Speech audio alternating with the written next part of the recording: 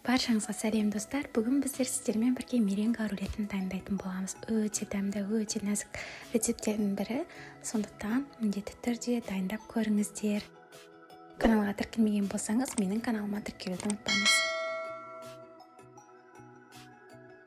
Дайындау жолы өте қарапайым. Ең алдымен салқын ақ уызымызды алып, ыдысқа құйып алатын боламыз.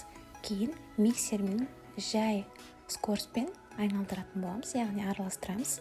Осылай араластыра отырып, аз-аздан қантымызды салып отыратын боламыз.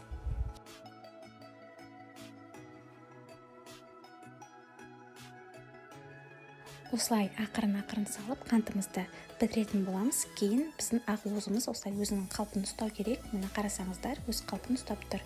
Енді кезекте бір үлкен ас қасықпен осылай яблочный уксусты құятын боламыз. Кейін біркелкі массаға дейін араластырып аламыз. Кукурузный крахмалымызды салып араластыратын боламыз.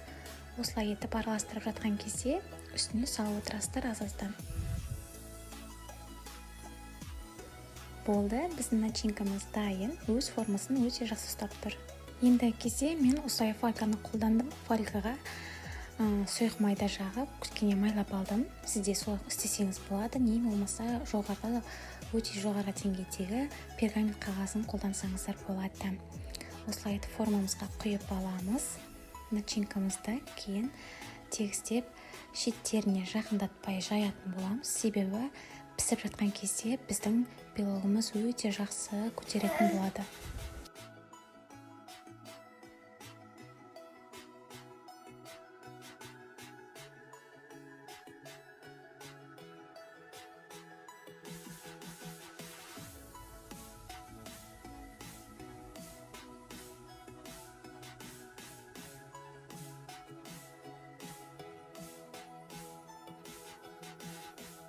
Кезекте бетіне миндальный слайсы себетін боламын. Бұл біздің меренгамызға өте дәм беріп тұратын болады, және де әдемілік үшінде қолданатын боламыз. Енді қызып тұрған 180 градустық пешке 30 минутқа салып алатын боламыз. Біздің коржымыз пісті, осындай болып шықты. Енді кезекте сетінің үстіне түсіріп алатын боламыз. Суытып алатын боламыз. Мен қазір фольганы алып тастайтын боламын. Міне қараңыздар, фольга еш жабыспаған және өте оңай алынады. Енді кезекте кремді дайындайтын боламыз. Ол үшін 33%-дан жоғары қойылатын сливки қолданатын боламыз. Және де сахарный пудра араластырамын.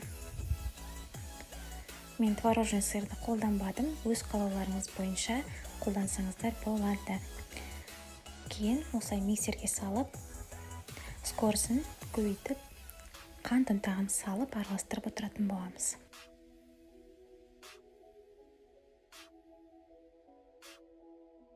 Біздің креміміз дайын, өзінің қалпын сақтап тұр. Мінекей, қараңыздар. Енді біздер белокты коржға кремімізді жағып алатын боламыз.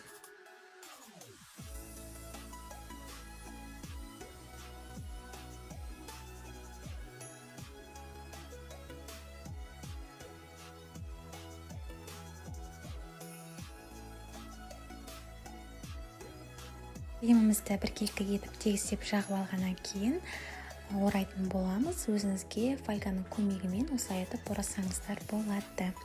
Өте оңай оралатын болады.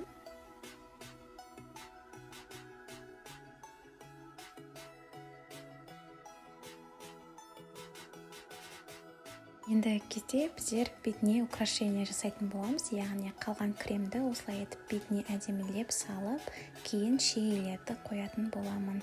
Видеоны соңына дейін қарағаныңызға көптен көп рахмет. Менің каналыма жазылып, менен жаңа рецепттер күтіңіздер.